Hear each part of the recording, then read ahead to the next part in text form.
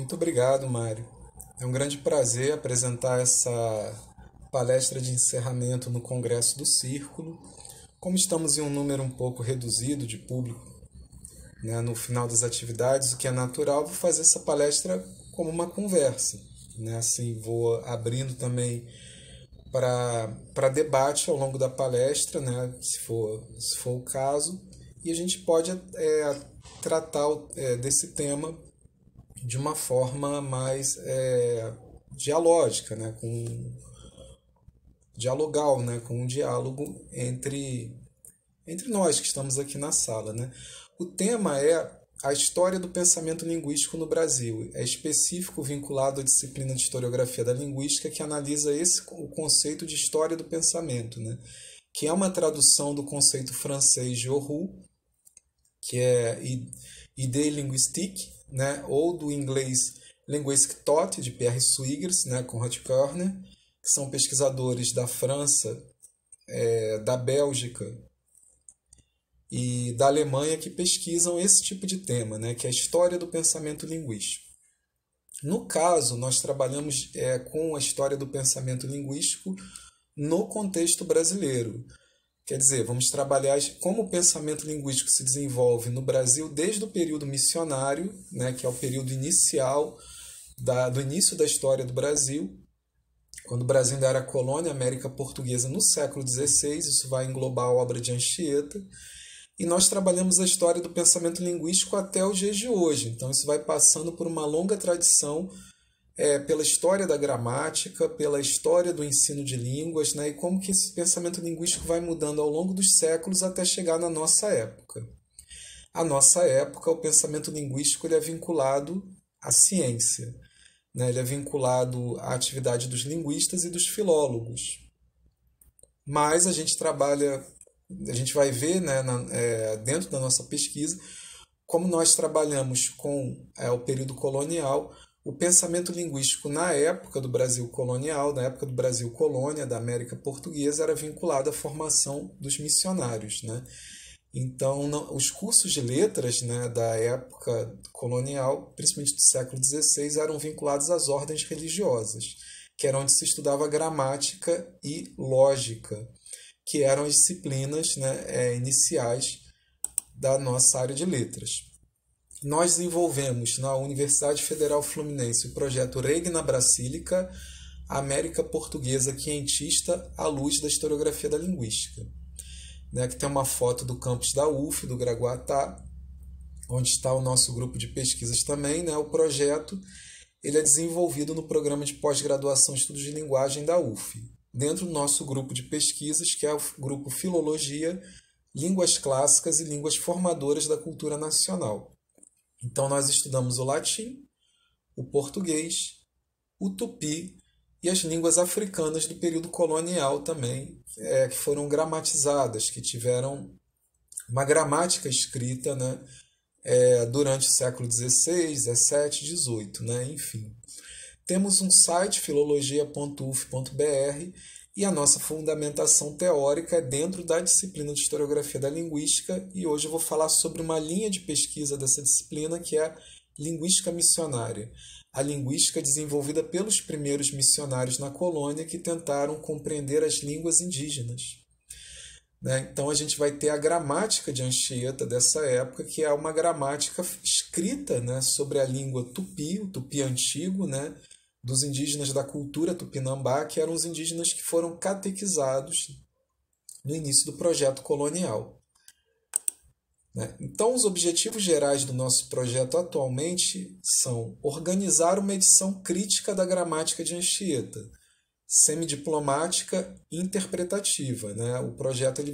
No projeto nós estamos desenvolvendo essa edição crítica. Edição crítica comentada, né, da arte de gramática da língua mais usada na costa do Brasil. E junto com essa edição crítica, nós também estamos organizando um manual introdutório à linguística missionária, né, um texto de introdução à linguística missionária. Então, são 2 livros, né, que estão sendo desenvolvidos no projeto. O objetivo do livro introdutório é contextualizar a gramática de Anchieta, que foi escrita na capitania de São Vicente, em Piratininga, atualmente São Paulo, a gramática foi escrita entre 1554 e 1556. Né? Anchieta levou cerca de 2 anos para escrever a sua gramática e foi tipografada no ano de 1595. A pesquisa filológica está na fase da colatio, né? Da colatio, a colação. Nós estamos fazendo a comparação entre as fontes primárias, né, da gramática. A etapa da Arecêncio, né, Arequêncio, identificou as principais edições da obra. Primeiro, a Editio Princeps, né, a Editio Princeps, a edição do ano de 1595, que foi tipografada em Coimbra.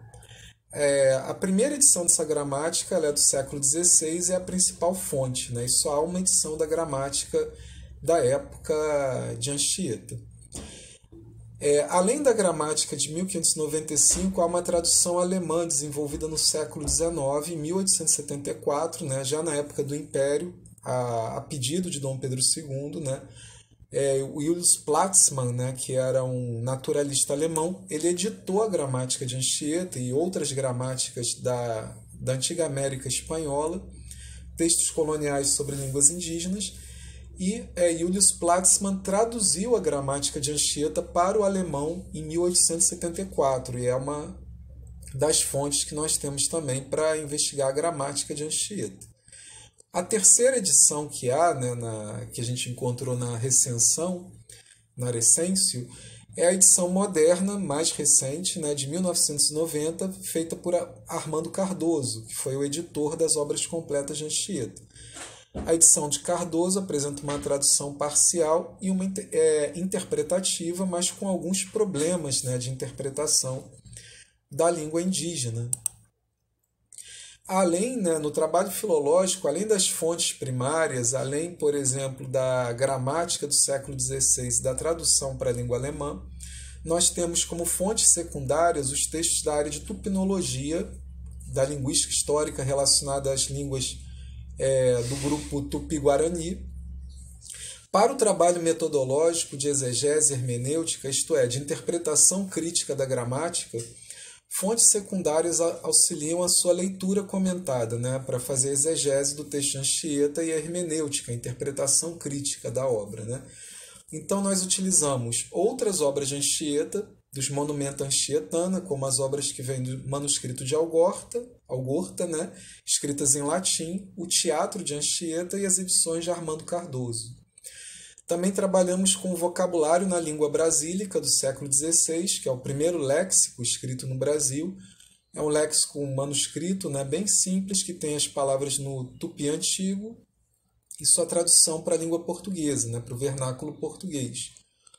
Trabalhamos também com algumas fontes, né, como os catecismos, a literatura de viagem, a epistolografia, as cartas da época, outras gramáticas latinas e os métodos de ensino do século XVI. Né? Minha área de especialidade é o Renascimento, né? É o século XVI. Uma outra obra que é uma fonte secundária são os Glossaria Linguarum Brasiliensis de Carl von Marcius, né? Um dicionário editado em 1863, na época do Império, um dicionário das línguas indígenas do Brasil, as línguas brasílicas. Também utilizamos textos modernos de tupinologia, Lemos Barbosa, Arion Rodrigues e o professor Eduardo Navarro da USP, né? São nossas principais referências. Acerca da teoria da historiografia da linguística, para a gente analisar o pensamento linguístico de Anchieta, que é uma categoria filosófica, né?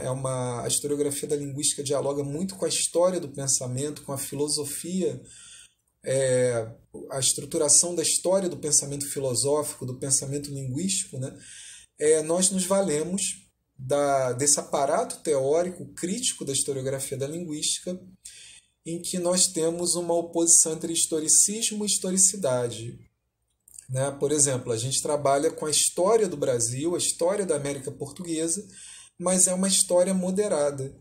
Né? A gente traça uma história da linguística que não abarca todos os aspectos da sociedade quientista, mas só a história do pensamento linguístico, né? A história sobre o conhecimento da linguagem.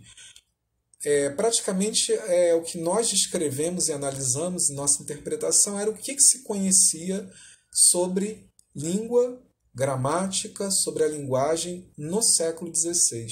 quais eram as ideias linguísticas da época de Anchieta e como Anchieta, por exemplo, ele conseguiu desenvolver uma gramática, né? Compreender a língua indígena, escrever uma gramática sobre essa língua indígena, como é que ele descrevia a língua, né? Então, essas são as questões que nós trabalhamos.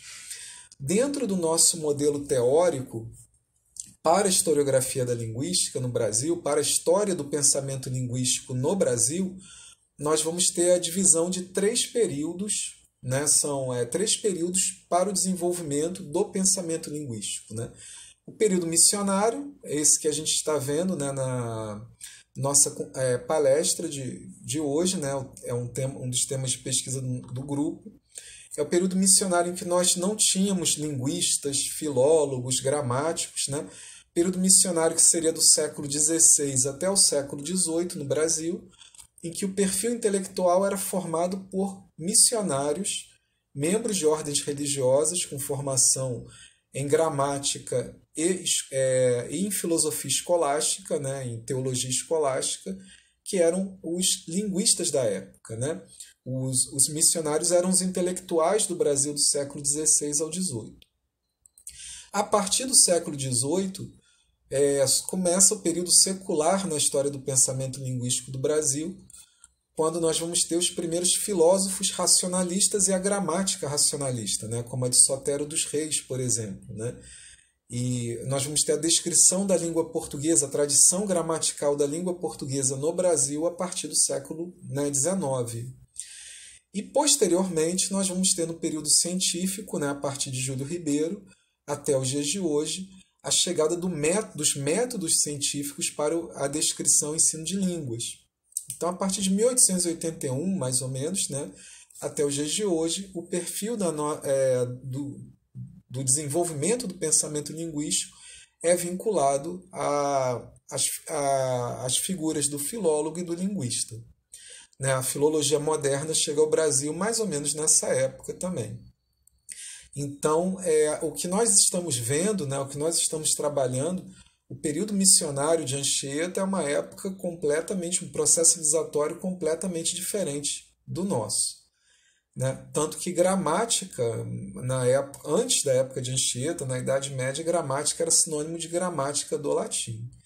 E não havia, por exemplo, a concepção de linguística, mas a concepção de especulação pela lógica aristotélica. Né? Era um pouco diferente, né, do que a gente tem na época atual.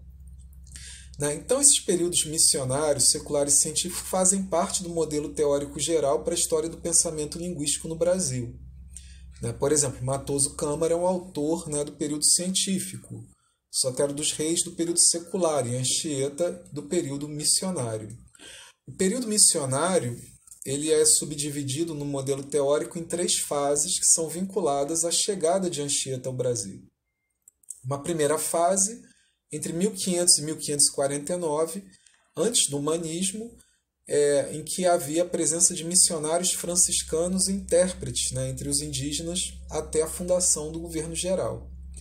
Uma segunda fase, entre 1549 e 1580, a fase que Anchieta mais atuou, foi a chegada dos missionários jesuítas, a fundação dos primeiros colégios e escolas no Brasil e o predomínio do humanismo renascentista, né, da gramática humanística. E o final do século, entre 1580 e 1600, a chegada de outras ordens religiosas e do Tribunal da Inquisição e a época da segunda escolástica no Brasil, a época que chega, por exemplo, o ensino de filosofia pelos jesuítas, né? O ensino de filosofia junto com teologia. Né? É a época da escolástica.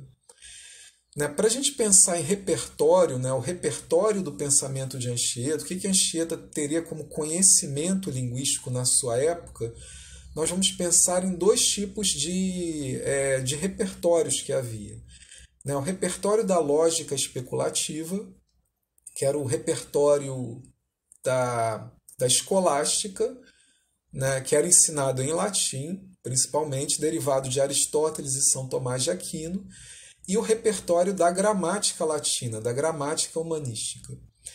A lógica racionalista especulativa, a lógica não racionalista, mas a lógica especulativa aristotélica, ela era embasada por 10 categorias de especulação. Substância, substantia, né? Quantidade, qualidade, relação, lugar, tempo, estado, hábito, ação e paixão. Substância é muito equivalente ao que nós temos como substantivos, por exemplo, né, e adjetivos. Né? Quantidade, aos adjetivos e advérbios. Né? Qualidade, adjetivos e advérbios também. Relação, prosti no grego, né, relatio. Relação é vinculada ao que nós temos em relação às preposições. Né? Lugar aos advérbios de lugar. Tempo, a noção de advérbio de tempo também. Né? Estado já seria vinculado às noções verbais, né? Estado, hábito, ação e paixão já estaria vinculado a alguns adjetivos como particípios, né? Por exemplo, e o verbo na voz ativa e na voz passiva. Isso se a gente faz uma comparação com o estruturalismo, né? Que é um pensamento corrente. Então, as funções de linguagem, grosso modo, na época de Anchieta, eram vinculadas às categorias da lógica de Aristóteles. E Anchieta tinha essa formação. Né? Além das categorias da lógica aristotélica, entravam também as categorias da gramática humanística, da gramática latina. Né? Nome, pronome, verbo, advérbio, particípio, conjunção, preposição e interjeição. As 8 partes da gramática, né? Que João de Barros acrescentou mais uma parte da gramática, que era parte da oração, quer dizer, que era o artigo. Então, Anchieta tinha essas noções, né? Nome, pronome, verbo, advérbio, particípio, artigo, conjunção, preposição, interjeição. Essas noções que vinham da língua latina e que vinham da língua portuguesa, Anchieta vai adotar na descrição da língua indígena, né? Na categorização, na gramatização da língua dos indígenas de cultura tupinambá. Quer dizer, Anchieta vai aprender a língua com as crianças indígenas e vai ficar separando a oração em onde está o substantivo, o verbo, né? E com as categorias da lógica vai tentar ver qual seria a função, né? Assim, aquele substantivo equivale a uma substância. Como os indígenas pensam quantidade, qualidade, relação, lugar, tempo, né? E esse repertório de conceitos estarão presentes na gramática de Anchieta. Né? Aqui são as 2 obras que Anchieta publicou no século XVI, ainda em vida, né? Obras de Anchieta que foram publicadas, né? Um poema em latim, Amém de Sá, que era governador-geral na Bahia, né? Uma obra publicada em 1563, e a Gramática de 1595. Né? Então a gente vai brevemente aqui, né? Já são 5h30, né?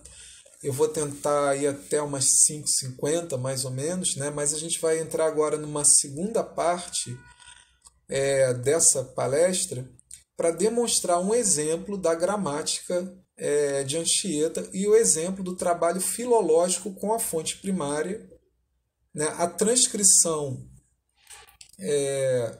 semidiplomática, né? Da fonte primária e uma transcrição interpretativa, né? Uma edição interpretativa de um excerto, né? De um trecho dessa gramática de Anchieta. Então, eu peguei aqui do 2º capítulo, né? Selecionei do 2º capítulo de ortografia da gramática, quando Anchieta vai falar de alguns fenômenos fonéticos, né? De alteração de vogais e consoantes. Né? Anchieta não tinha um conceito de fonema, mas ele tinha um conceito de letra. Né? O conceito de letra tirado da gramática latina fazia às vezes, né, do conceito de fonema que nós temos modernamente. Então, Anchieta vai mostrar algumas transformações fonéticas ou alterações de letras na transcrição da língua indígena. Aqui é a fonte primária, né, nos pretéritos. Né, ele vai falar algumas alterações que ocorrem nos pretéritos, bem específicas. Né? Então, tá lá, tetama, tetamboera, protetamoera, etc. Né? Aqui está o outro parágrafo, né, a fonte primária. Podem notar que é uma fonte tipografada, né? Essa é uma fonte do século XVI, então ela não é manuscrita mais. Né? ela foi editada em Coimbra, né, em 1595, na tipografia real, mas a forma como a gramática é organizada, ela não é muito didática, né? Ela é uma forma só de descrição da língua. Quando a gente faz a transcrição e o comentário, esses fenômenos começam a ficar mais perceptíveis aos leitores atuais. Então tá lá, né? Tu nasoi e indasoi, não vou, né? Ixendasoi, inassoi, né? Uma série de fenômenos, né? Fonéticos.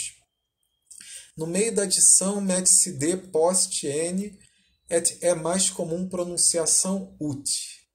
Nos verbais, pinara, pindara, pindaba. Né? Essa é a fonte primária que nós trabalhamos no projeto. O primeiro tratamento para essa fonte primária é a leitura semidiplomática, né? Com a transcrição tentando respeitar, né, a forma como Anchieta escreveu. Né? Então nós temos nos pretéritos tetama, tetamboera, protetamoera, etc. Né? Notem que Anchieta dá os exemplos da língua indígena, mas ele não traduz esse exemplo. Né? Ele só apresenta os seus exemplos nominais, verbais, né? Os exemplos frasais, mas Anchieta não traduz esses exemplos. Né? Isso nos dá uma ideia, e a outros críticos também, como o padre Serafim Leite, por exemplo, né, que a gramática de Anchieta ela era utilizada junto com um dicionário, junto com um vocabulário. Né? E esse vocabulário assim, só foi encontrado modernamente, né, uma lista vocabular, que seria o primeiro dicionário, né, o vocabulário na língua brasílica, que comparado com a gramática, né, e comparado com outras fontes de Anchieta, nos permitem modernamente fazer uma tradução dessas palavras e tentar compreender o que Anchieta quis dizer, né, nessa descrição desse fato linguístico e de outros fatos que são desenvolvidos na gramática. Mas a primeira informação que a gente tem aqui é que Anchieta vai falar dos pretéritos. E de onde que ele tira esse conceito de pretérito? Né? Lá no século XVI, esse conceito já era desenvolvido. Né? Qual que era o conceito de pretérito? Esse conceito do praeteritum, né, vem da gramática latina. Né? É um conceito que ele vai trazer de empréstimo da comparação do latim com a língua indígena e com a língua, o vernáculo português também, que o rótulo pretérito já era utilizado, né? Tirado do latim, ele vai comparar, né, o latim com a língua indígena. E ele vai perceber que os povos indígenas, né, os povos tupis, né, os tupis, eles possuíam a percepção de pretérito. Né? Então a gente tem aqui o pretérito, né, vinculado aos nomes e vinculado aos verbos. Né? O segundo tratamento que nós temos na nossa leitura da gramática de Anchieta é a leitura interpretativa, né, com a tradução. Então essa é a leitura moderna, é a leitura que a gente apresenta como resultado final do trabalho filológico. É uma leitura que a gente vai desenvolvendo, né? Estamos no 3º capítulo da gramática. O intuito dessa pesquisa é fazer uma leitura interpretativa completa da gramática. A gramática tem 16 capítulos. Ela vai da letra, da sílaba, do acento, né? Passa pelos nomes, pelos verbos. Anchieta descreve os pronomes, descreve os particípios da língua, voz ativa, voz passiva, né? E faz uma descrição morfológica praticamente integral do sistema da língua indígena. Então, esse capítulo 2, né, esse excerto que é do capítulo 2, ele fala apenas da ortografia e de fenômenos específicos da ortografia da língua, né, dos critérios de transcrição da língua. Então, nós temos nos pretéritos, e aí ele vai mostrar os pretéritos do substantivo, nome substantivo, né? Porque na língua indígena, na língua dos Tupinambá, não apenas o verbo poderia ir para o pretérito, mas havia também sufixos temporais para os substantivos. E ele vai dar um exemplo, né? Tetama, né? A terra natal, né? A gente traduz a partir da comparação com a gramática do Julius Platzmann, né? E com a comparação com o dicionário do Eduardo Navarro, né? A comparação de diversas fontes, a gente chega num valor aproximado do substantivo, né? A gente tem tetama, terra natal ou terra atual, a terra em que eu estou, tetama. Tetamboera, tetamboera, terra antiga, a terra onde eu estava, né? A terra dos meus antepassados, né? Então, a terra presente, tetama, tetamboera, terra antiga. E o fato fonético, né, que a Anchieta vai demonstrar aqui, é que o M não era falado entre, entre duas vogais, o A e o O, né? Não era pronunciado tetamoera, mas tetamboera. Tem que ter esse B na transcrição, segundo a Anchieta, né? Quando se coloca o sufixo temporal no substantivo, né? O tetama, terra atual, tetamboera. Tem que acrescentar o B para, né, fazer essa sufixação, né, do sufixo temporal do substantivo. Outro fato, né, que a Anchieta vai comentar, D no princípio da palavra nunca se pronuncia sem N. Quer dizer, o D tem sempre que acompanhar o N, uma marca de nasalização.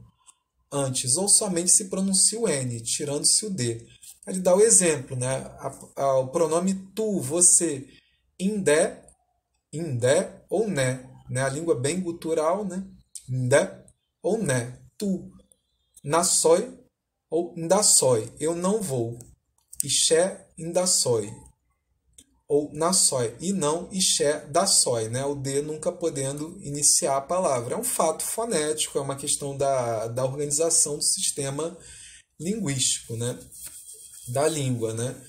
Então, ali ele mostra no presente do indicativo o verbo, né? Que ele pode ter duas formas de se falar, né? De ser pronunciado. Outro fato que a Anchieta vai descrever, no meio da palavra, né, a Anchieta já tinha essa palavra que a gente está usando na tradução, é o metatermo dictio, né, já havia a noção de dição, de palavra, né, tirada da gramática latina. Né, no meio da palavra coloca-se D após N, essa é a pronúncia mais comum, como nos nomes derivados de verbos. Então ele vai mostrar que na língua indígena já havia os derivados, que era uma categoria da lógica de Aristóteles, né? Substantivos que derivavam de verbos. Como, por exemplo, do verbo cortar vinha pinara, pindara, o que corta, barbeiro, pindaba, lugar de cortar, barbearia. Outros substantivos no pretérito, mena, mendoeira, né? Marido, ex-marido, né?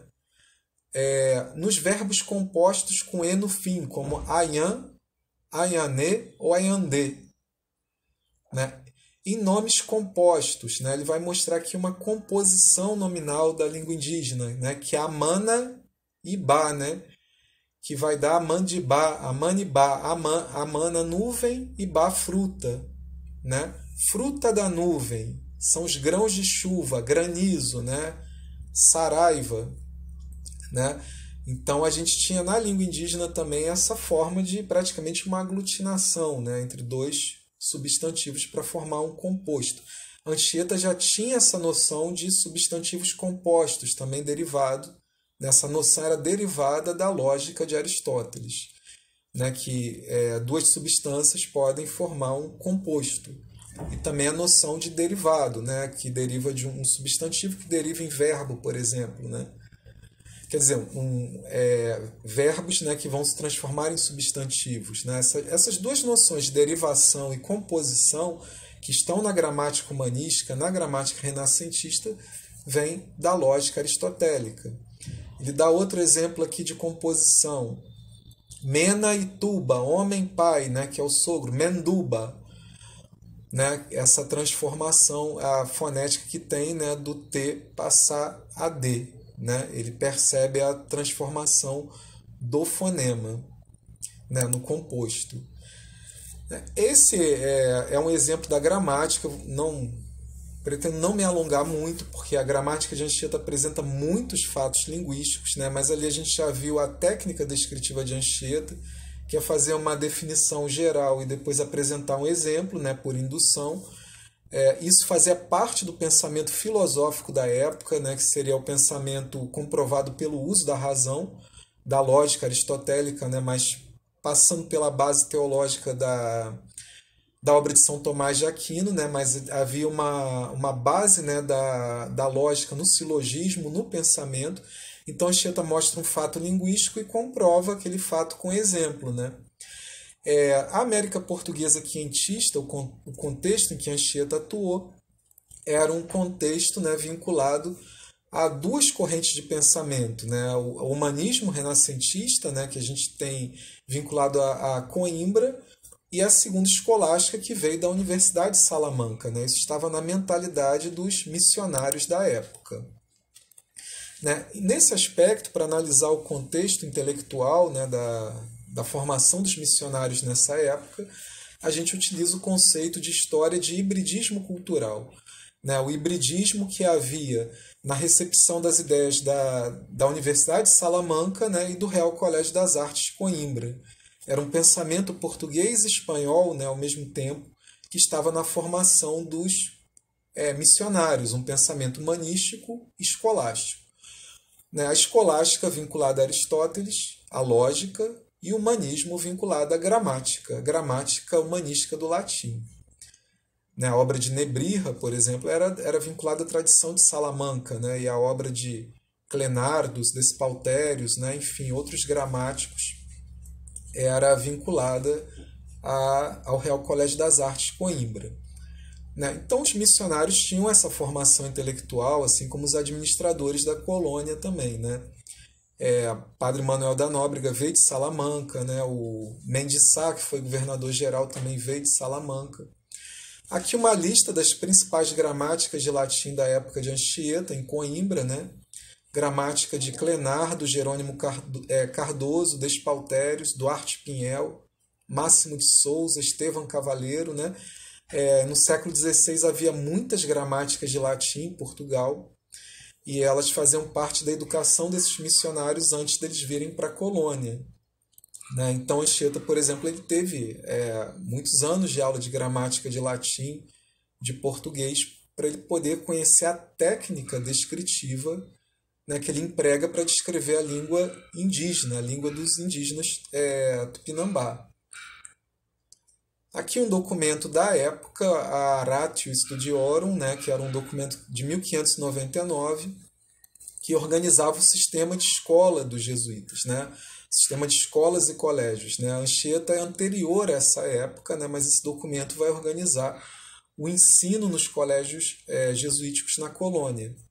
E a língua dos indígenas era uma das disciplinas das humanidades, eles estudavam letras. Né? Basicamente, o Ratio Studiorum é um currículo de letras, de estudar autores, né? Língua latina, o grego, né? Estudar gramática, e no Brasil era adaptado para o estudo também da língua indígena, que era inclusive utilizada na literatura. Né? Aqui uma foto, um frontispício, né? Uma imagem, né? Do manuscrito de Algorta, que Anchieta escrevia poesias em latim também, além da gramática. A lista de obras completas, né, feitas pelo padre Armando Cardoso. Né? A última edição que o padre Armando Cardoso fez dessa coleção das obras de Anchieta foi a Gramática, em 1990, né, que a gente está agora propondo uma nova leitura interpretativa da edição, da primeira edição da Gramática. Né, o nosso projeto, né, retomando, né, o objetivo é analisar como a segunda escolástica e o humanismo renascentista influíram no pensamento da época e como que a gramática de Anchieta se vincula tanto à escolástica, né, a segunda escolástica, quanto se vincula ao humanismo renascentista. Né? Afinal de contas, a nossa pergunta de pesquisa é: como Anchieta conseguiu escrever uma gramática em 1554 de uma língua que poucos europeus conheciam, né? Como que ele aprendeu a língua a ponto de sistematizá-la numa gramática, né? Fazer suas tabelas de verbo, ver como é que era a construção da oração, né? Como é que se fazia a subordinação, enfim, o uso do pronome relativo. Né? Qual foi o processo que Anchieta empregou no século XVI para compreender a gramática? Essa é uma das questões de pesquisa. se dá a partir da leitura interpretativa da obra. Né? O projeto atualmente na UF que nós estamos desenvolvendo, nós passamos da fase da recensão, que é a leitura de todas as edições do Padre Armando Cardoso, a busca pelos manuscritos, as fontes primárias, né? Estamos na colação, na colatio, né? Na colatio codicum, né?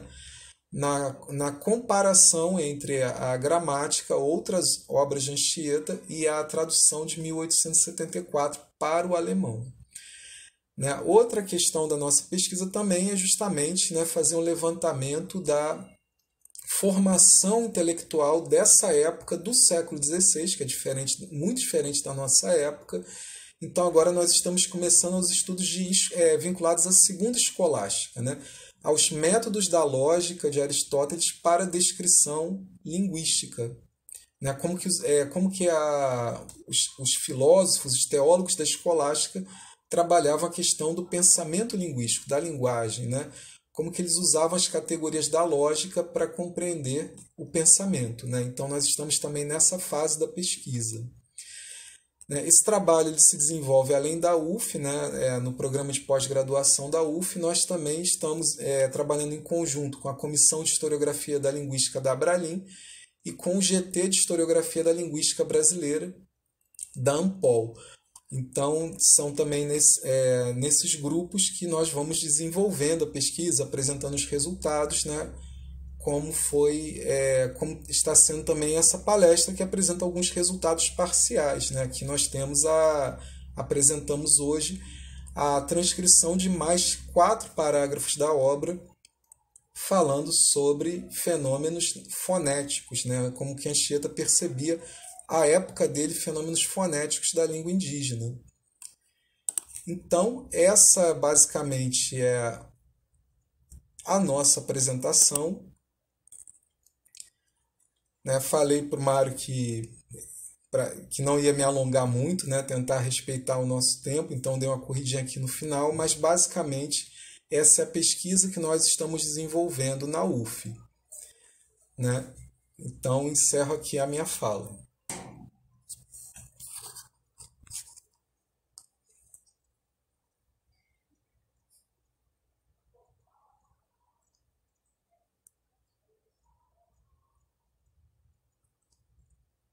Tá bom? Então,